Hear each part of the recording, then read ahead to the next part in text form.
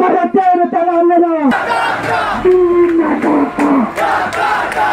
এই বাংলায় হবে না, এই বাংলায় হবে না, ভারতের দালালেরা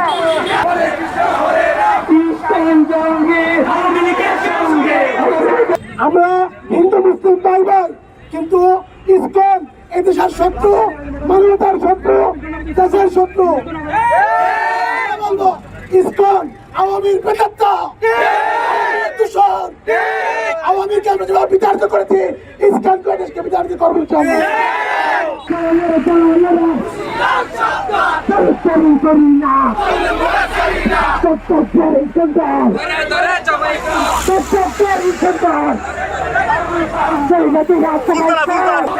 দিল্লি না ঢাকা, দিল্লি না ঢাকা, ভারতের দালালেরা, ইসকনের দালালেরা।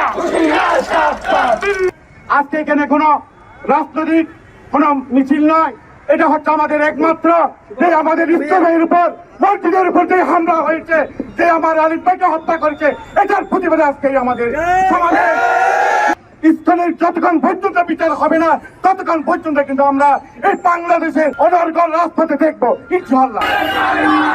দিল্লি না ঢাকা,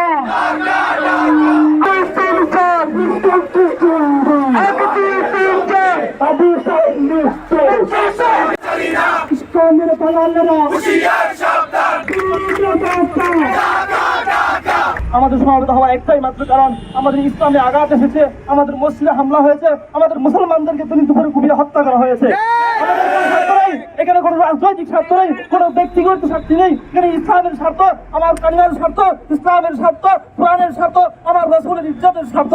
আমরা সবাই আমার রাসূলের ইজ্জত রক্ষার্থে, কোরআনের ইজ্জত রক্ষার্থে, ইসলামের ইজ্জত রক্ষার্থে সকলে সব সময় একমত থাকবো ইনশাআল্লাহ।